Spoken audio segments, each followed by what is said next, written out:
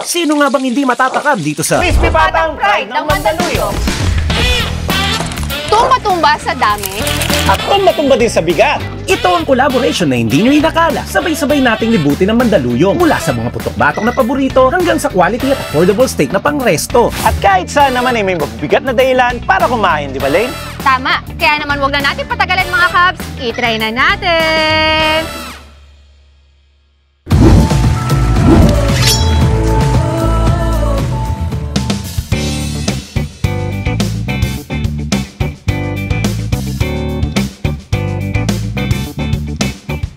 Ito ang Mandaluyong, ang tinaguriang Tiger City ng Metro Manila.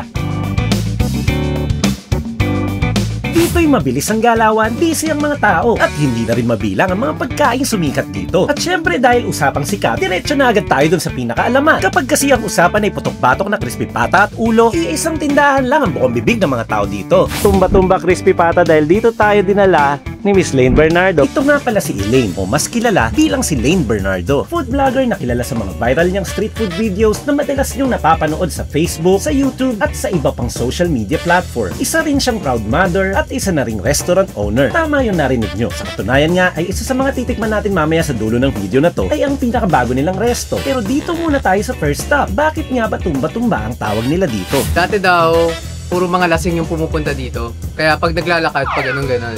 Oh. Kaya tumba-tumba. Makes sense. Marami ka talagang malalaman dito sa Mandaluyong na kakaiba, nakakatuwa. Verify lang natin mga Cubs. Kasi nung araw ate, tumba-tumba, mga papasok lasing daw nakainom. Kaya pag bibili, tutumba-tumba. Yes. Ayun. Hindi nila tumutumba na sila sa bahay. Ayan. Confirm. Tara na.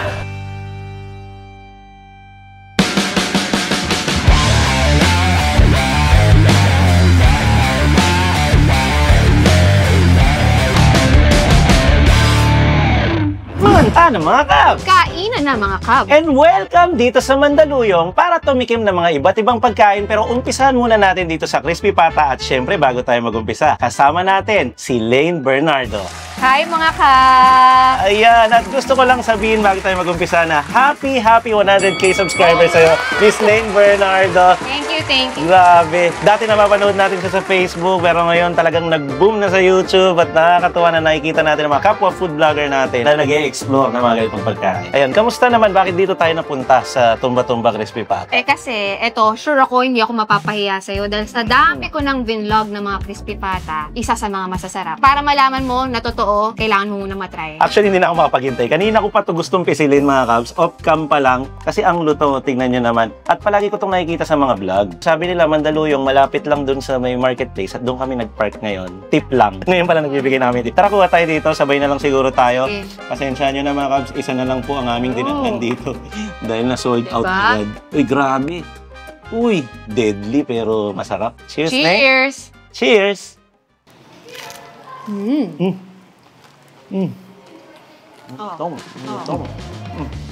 Balat pa lang. Oo, yung balat niya may lasa agad. Parang may kasama na agad siyang minimal na alat. Yan yung gusto ko sa mga balat na ganito eh. Okay to, sa balat pa lang. Ito naman, mukhang sa nakikita ko, mukhang malambot naman siya. Kung i-check mo ng maayos, mukhang madali na. Ay, ang bilis. Oo, diba? Ang grabe. Ay, kumalas. Kahit ata wala kang ipin, kayang-kaya mo nguyain yan. Oo nga. So, Sa lambot. ito, kahit gilagid, kaya to. Pakita natin, Ayun nga. Diba? Plate. Napansin ko, nagbigay agad sila ng maliit na mangkok na may kasamang sibuyas tsaka sili. Nilagyan lang natin yan ng suka. Parang ito na yung perfect partner nila, no? Yun, no?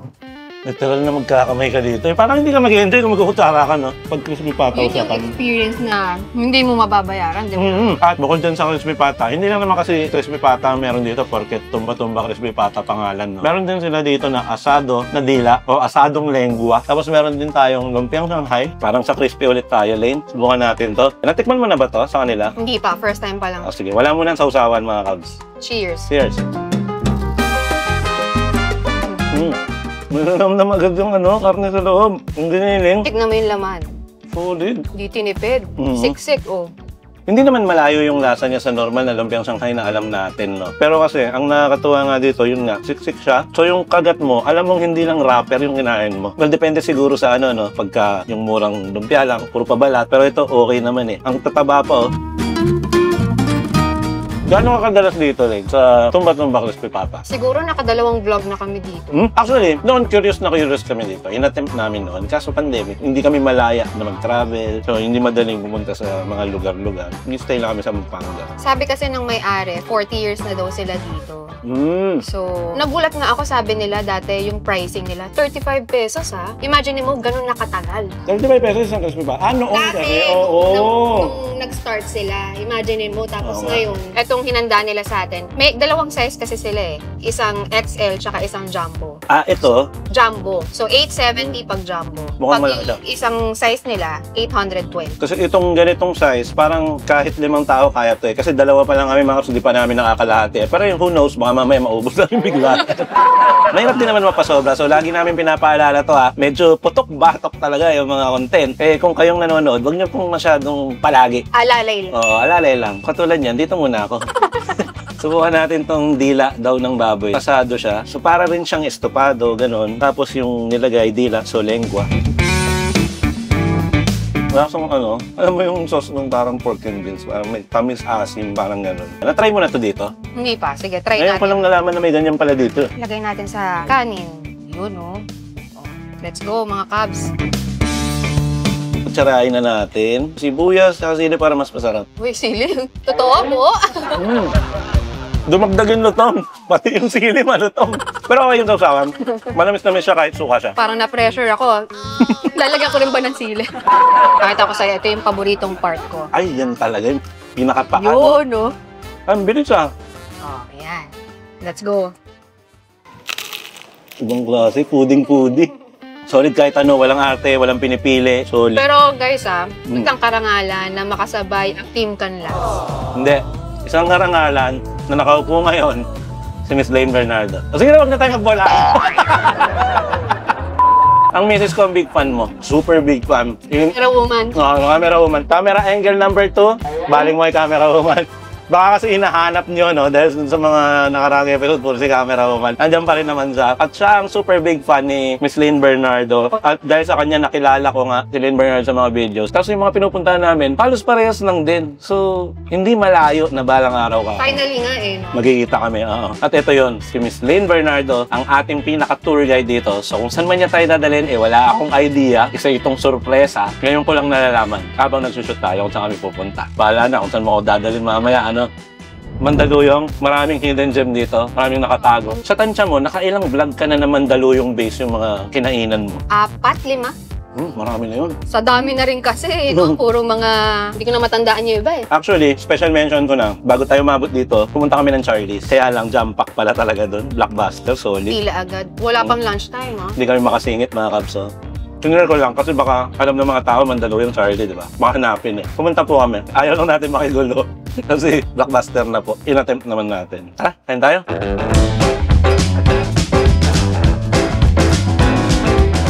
Usok pa, di ba? Pork? Inagawan na kita lang ito. Naunaan ako. Naunaan. Sayang. Samahan natin ng sibuyas para mas panalo. Go! No effort sa kagat. Ganun kalambot. Solid. Break lang tayo saglit Puno yung bibig ko. Tumba-tumba crispy pata, hindi ko alam, wala akong idea kung bakit tumba-tumba. Hindi mo rin alam. Hindi. Theory na lang po ang gawin natin. Ito yung theory ko. Baka marami na napatumba kasi dito. Joke lang naman yan. Pero syempre, di ba, pag putok-batok, tapos pasobra ka, baka matumba-tumba ka. Kaya nga lagi akong disclaimer na hinay-hinay lang. Diba yung tumba-tumba yung kuha niyo? Si camera woman actually merong teorya. Di ba yung tumba-tumba parang rocking chair? Gumaganon. Oo! So baka dahil old, yung may-ari nito baka nakaupo sa rocking chair. Kasi Walang. lola or nanay, no? Oo, lola. Tumba-tumba, rocking chair. Pwede rin naman yun. Dati daw, puro mga lasing yung pumupunta dito. Kaya pag naglalakad, pag ganun-ganon. Oh. So, kaya tumba-tumba. Makes sense. Marami ka talagang malalaman dito sa Mandaluyong na kakaiba, nakakatuwa. Verify lang natin mga kabs. Kasi nung araw ate, tumba-tumba, mga papasok lasing daw nakainom. Kaya pag bibili, tutumba-tumba. Yes. Ayun. Hindi nila tumutumba na sila sa bahay. Ayan. Confirm. Ulitin ko lang, baka marahil nagtataka sila Lane, no? Kasi isa lang yung crispy pata. Pinagatian na lahat. Alam mo, dito ako natawa eh. Gulo na tayo. Yung napanood nilang intro natin kanina, ang yabang pa po namin. Binuhat namin. Ang dami namin.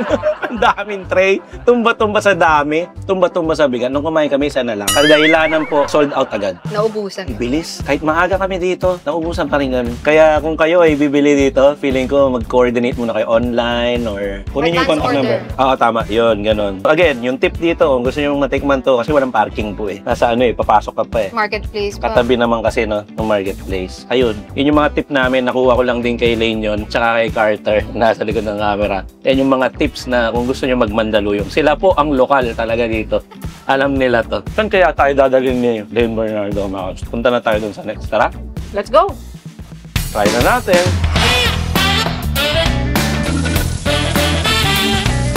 Ito naman tayo dinala ni Lane sa Mandala Park. Ano bang gagawin natin dito? Siyempre, titikim tayo ng napakasarap na steak dito sa Mandaluyong. Excited na ako. Subukan naman natin to. Tara! Let's go!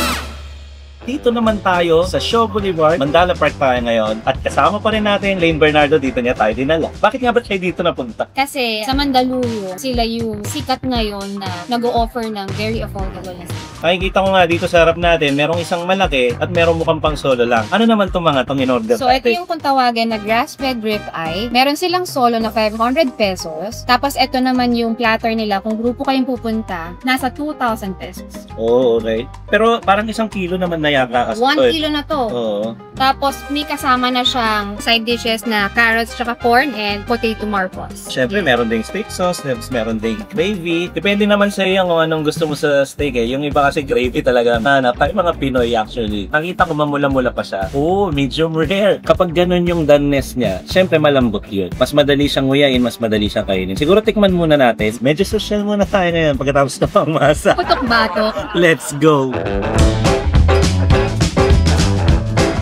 Yun yung maganda sa steak eh. Parang nagdadala na lang talaga yung natural na beef flavor tapos tutulungan lang siya nung salt and pepper eh. Tsaka butter. Tama. Tapos pag sinabay mo yung garlic, mas nagiging perfect, mas rich yung flavor. Yung danes malambot nga. Parang hindi naman siya yung totally na medium eh. Medium rare siya. Good! Yung butter, okay. Bibigyan ng almost native flavor para sa steak. Pero aside from that, yung natural juice ng beef, yun talaga yung kumakatas, katakagat mo. Ang lambot pati. Maliban na lang, no, kung medyo medium well ka na, mga ganun. Siyempre, medyo nagtatight na yung ano nun eh, pagkagat nun eh. May mga tao kasi na ayaw yung may mamingming. Feeling nila hilaw. Pero Oo. hindi hilaw yan talaga. Ganun talaga ang steak kasi. Mas may enjoy mo siya kung ganun. Sa katotohanan niyan, kitang Escobar, ay kila Miss Lane Bernardo. Tama ba ako? Yes.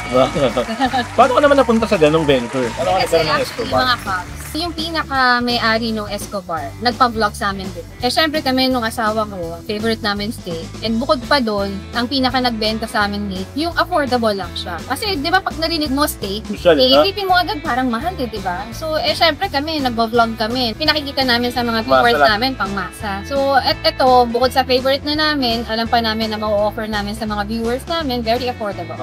Actually, may point ka din. Kasi pag-usapang steak, tapos steakhouse, nakaka-intimidate, di ba? Kasi naririnig mo pa lang siya. What more, yung makikita mo pa yung lugar, ang sosyal. Pero may mga steakhouse naman kasi na hindi naman premium na premium yung presyo. Although meron kayong premium, alam ko. Meron naman Meron kayong premium. din. So, ito yung tinatawag na imported kasi to eh. Brazilian grass-fed ribeye. Meron din kaming USDA rib. So, nasa sa inyo kung medyo, you know, nakakaangat-angat sa buhay. May pang-egg pa. Pwede naman kayo doon sa USDA. Meron kami. Actually, okay din yun. Like, for example, may celebration. Hindi naman palagi. Kami rin minsan, nire-reward namin yung sarili namin. Like, napagod kami ng 2 buwan, susunod. Kasi nire-reward namin. Ito naman yung sarili. Tama. Basta pinaghirapan mo naman, wala namang masama doon. Nire-reward rin ang sarili para hindi ma-burn out ang sarili. Tsaka diba yan ang sabi ng mga matatanda? Di bali nang magtipid ka sa mga material na bagay, wag lang sa pagkain. Totoo yan. Favorite quote ni Camera Woman yun eh. Yung ano, di ba daw magastos yung ano, yung bibili natin ngayon, kakainin mo naman yan eh. Oo. Diba? Ganun yung ano nun eh, paniniwala nun. Pero, syempre, at the same time, bipilin mo yung mahal na pagkain kung alam mong may extra kang pabili. Huwag mo na may sacrifice yung ano. Mamaya bukas, magtipid ka na, mapabayaan mo yung sarili mo. Ganun pa rin. Wisely pa rin tayo mag-spend ng life. Ayan, naging pangarap. Motivational speaker na po tayo. Kanina, habang nagkakwento ka, tinry ko to. Actually, bagay siya sa steak. Mahilig tayo sa mga savory. pinapapak ko yung taba. Okay naman, wala namang rice eh. Favorite ko na eh. Sa mga nanonood sa akin, talaga alam nila mahilig ako sa taba. Siguro hindi ako self-expert, pero pagkakalam ko, basta wala namang kanin, okay na. Yeah, tsaka walang malamig na iinumin. Pero tingin ko mamaya iinom. Nag-disclaimer na po ako ha. Kasi mamaya po, siyempre, hanggang galas, pag nag-end up dito, umiinom ng panulak eh. Cheers! Mga naman, malamig yun mamaya. Nakikita ko na yung nandun eh. Nandun. Kakasabi pa Oo, malamig oh. Meron siya ditong corn and carrots, tapos yung natural juice nung steak nandun. Yun yung dun eh. Yun yung flavor dun mga kabs eh. Yung natural juice nung steak. Patis flavor. Narinig nyo? Patis flavor. Ito yun. Pansinin nyo, yung mga pagkain pure meat lang, walang along taba. Parang Nawawala, boring. no? Ako, parang sa akin, naboboringan ako. Totoo yan. Ganun din ang sasabihin ko eh. Boring yung flavor. Kasi wala yung fat. Wala yung taba. Oh, iba pag may taba eh, di ba? Wala eh. Nandun yung sarap eh. Guilty Kung hindi pleasure. naman lagi, paminsan-minsan. Totoo yan. Pero actually, parang every ata nandito kami. Kaya minsan ayoko nagdi-disclaimer eh. Mukha akong hindi sumusunod sa sarili kong disclaimer eh. Kagaya niyan, bago tayo kumain kanina, fasted tayo lahat. Oo, totoo yan. So, syempre na babalanse. Nabuko na po ang mga pinagagawa namin. Kami pong mga nagpo-food vlog ngayon na nasa harap ng camera, Kami po yung mga fasting people. Diba? Hindi lang basta kain ng kain. Nagpa-fasting ng may 14, 16 hours, mga ganun. Kaya hindi naman kami rice is life, mga ganun. Tama. Importante pa rin, di ba? Priority yung health. Lalo na pagka may family. Totoo yan. Bilang mga magulang po na nasa camera ngayon. Ganyan na po ang mga payo namin sa buhay, Siyempre, may mga anak, may mga future tayong iniisip. Kung saan nag-iingat tayo. At habang sinasabi ko ito laman po ako ng lamon ng steak. Bilang isang food vlogger, sanay ka ba sa mga collaborations, gano'n? Or bago sa iyo itong mga ganitong experience? Medyo nang libago, pero pangalawa ka na. Hindi ka nahihirapan, hindi ka nahihirabago. Hindi naman kasi tinuturuan mo naman ako. Ito yung maingay mga kabsa. Hindi, siyempre may mga behind the scenes to, Pero anyway, ganun po ang ang mundo namin, Nakikita nyo kami sa internet, sa YouTube, sa Facebook. Tapos parehas nyo kami sigurong nakikita or pinapanood. Hindi po ibig sabihin nun, like for example, nakita nyo ako tapos nakita nyo sila, yung ibang vlogger. Hindi naman ibig sabihin magkakilala kami. Pero pag nakita kami ng mga yan, napakadaling mag-connect, napakadaling mag-jive. Katulad na nangyari ngayon, sino ba naman mag-aakala? Ito ang collab na hindi inakala. Parang kala mo, tagal na natin magkakilala. Oo ba? No? Pero bago nangyari to, nagkita po kami ng hindi nagbablog. Kasi ganun po ang initial na gusto kong mangyari. Gusto ko, bago tayo mag-collab, kilala natin isa't isa. Connect muna. Kasi parang para sa akin, first time yung magkita, tapos camera, parang hindi. Parang hindi ganun na ako. Para medyo smooth lang yung flow. So para maging totoo tayo, hindi tayo yung nagka-character lang. Parang meron tayong at least kahit pa paano konting background. Kung si Lane Bernardo, kung ano ang team kanila. Tapos pag nag-camera na, yun na po ang totoo. Hindi sila nag-character lang. Anyway, yun. Sana nag-enjoy ka dun sa, actually ikaw nagturo. Well, kami, nag-enjoy po kami. Nag-enjoy kami. Nag-enjoy, sobrang nag-enjoy po kami. At dahil nag-enjoy kami dito, ino-offer ko po kina Lane Bernardo at Carter na pag nagpampanga sila, kami bala. Ako excited eh. Gusto ko sana ma-tour din kayo sa Pampanga dahil syempre, binigyan nyo kami ng oras para dito. Gusto namin suklihan nyo. Sana Let's go. makapunta kayo agad-agad. Hindi kayo maliligaw, hindi kayo mahihirapan. Samahan namin kayo sumakain. Yun ang abangan nyo, guys. Maraming salamat sa pagtanggap sa amin dito, sa pag-assist sa amin dito sa Mandaluyong at syempre sa pagsama sa amin dito sa food vlog na ito. Napaka-saya lang na kapag nagsasalita si Lane na naririnig nyo mga kap sa vlog, para ako nanonood ng mga vlogs. Pwede bang isang itry na natin? Nagre-request si camera. Pwede bang isang itry na natin? Parang ako nakikinig Pwede ba sasabayan mo ako? Pipikit na nga lang sana ako eh. Pwede bang marinig ang isang Lane Bernardo na itry na Ay, natin? nagre-request. Paano daw mag-sample nun? Kaya naman guys, ano pang hinahintay natin? Huwag na natin patagalin. I-try na natin. Tama. Kinikit ko nga yung mata ko. Yung nga yung sa vlog. Ano bang tayo eh? Alam mo, may mga iba nagko-comment sabi nila sa akin, bakit daw ipinifake ko, ganyan. Hindi normal. Ako na po nagpapatunay. Kami na po. Ganun po talaga boses na. Kayo na nagkukwentuhan kami. Bakit ko daw binabago pa yung boses? Hindi, natural. Confirm nga ni camera woman. Pakita si camera woman. Totoo? Oo, totoo. Yun talaga. I-try na natin. Wala pong yun. Walang voice changer, walang character. Yun po siya sa totoong buhay. So, ayun. Maraming salamat kay Lane Bernardo at kay Carter. Siyempre, pabaling naman ang camera. Kay Arthur, yan. Salamat sa info mo din na ang tumba-tumba ay galing doon sa mga lasing na umiinom. Tutumba-tumba daw sila ng ibig. Pero totoo pala. Actually, totoo pala. Galing.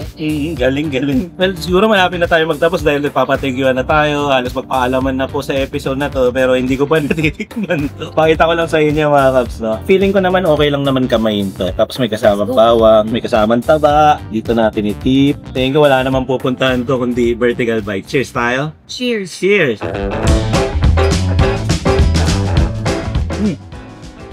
Bagay ka? Bagay, masin naman na misnumis. Swak. Recommended to kasi hindi to yung hindi to yung mabigat sa bulsa. Oo. Mabigat siya sa tiyan, oo. Totoo yun. Tsaka pwede niya paghatiin kasi hindi mo kaya mag-isa to. Totoo naman, hindi ako mag-isa. Dito lang ako. Kahit ito mahirap na ubusin to, to. Tingnan nyo naman, pang isang tao daw to. Kahit wala ka nilagay na kanin Nabawasan ko na yan nakatatlong kuha na ako dyan. Kung napakahirap production yan. Pero kung katulad nyo kami, ngayon, dami namin dito. Ito ang recommended. Ito ang one of the best dito sa Escobar Steakhouse. Total, nasabi naman natin na ayun nyo, ang Escobar. Imbitahan natin sila bago tayo magpaalam. So guys, sa mga mahihilig sa steakhouse, sa mga gusto makatikim ng steak, sa very affordable price na. Dito kami located sa may Mandala Park, Shaw Boulevard, Mandaluyong. Beside Pure Gold lang siya. Ayun, baka makita nyo pa ako dito minsan. Yun! Tapos ganito yung steak na isa-serve sa inyo. Tapos si Rain Bernardo nandito lang sa Ako sulok. nagluto, di ba? Di ba magluto? Okay yun. At syempre, wag natin kakalimutan mga Cubs, si Rain Bernardo bukod sa Facebook ay meron na rin siyang YouTube at congratulations ulit sa 100k subscribers. Uy, imbitahan mo din sila sa Sa channel mo. mga Cubs dyan na hindi pa nakaka-subscribe sa akin, subscribe naman kayo. Para naman Silver flame yan. makaroon to 500k naman na. Ay, hindi naman malabo yan kasi quality naman din ang pinapalabas mo at maraming natutuwa sa videos mo at number 1 na po dyan, si Camera Woman. Yes. Ayun. Salamat sa pagpaunlak sa amin dito. Thank you din, thank you. Siyempre, isang karangalan na makasama ang Team Canlas. Kami din po. So ayun, abangan nyo yung pagpunta naman namin sa Pampanga. Yan ang hinihintay natin mangyari. Parang yung ginawa namin ni Jaysar, shoutout sa'yo. Yes. Naggantihan kami. Hi Kuya Jason! Naggantihan kami ni Jaysar. Ganito din ang gagawin ko sa kanya bro. Maggagantihan kami kila Lane Bernardo at kay Carl. Maraming salamat ulit sa lahat ng umabot dito sa dulo na to. Sana nag-enjoy kayo at sana lahat ng tinikman namin kahit pa paano may experience nyo din pag may time kayo at may pagkakataon. Sulit po ang experience na to. Isa sa mga vlog na talagang marirecommend ko rin. Siguro dito na lang. Papakilala lang ako. Ako po, si Cubs Chess, kasama si Lane Bernardo, at ito po ang Tingulas TV na laging magsasabi at magpapaalala sa inyo. na wag nung kakalimutan at lagi nang tatandaan. Ang galing, marunong mag-outro. Teka, meron tayo. Huwag niyo pong pagkamalang kahit may tissue yan, hindi po nagbago ang presyo niyan. Pag-cheers lang po kami ng aming rule number 2. Soft drinks, cheers!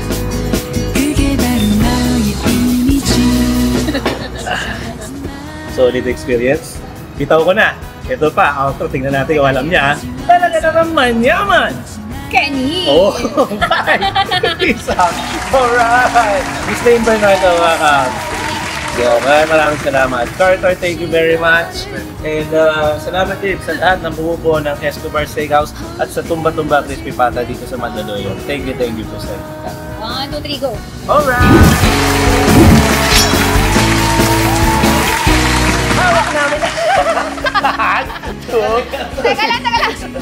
Teka lang. Ikaw magbilang. Crispy Pata, Fry ng Mandaluyong. Dito tayo dinala ni Miss Lane Bernardo. Bakit ba tayo dito? Maraming nag-uusap kami pero wala naman. Ano kami sinasabi? Ready na tayo. Papadala sa kabila. Bakit dito nyo na hormone kami flavor ba? Tubig. I-mute ko naman ito eh. 안아주겠니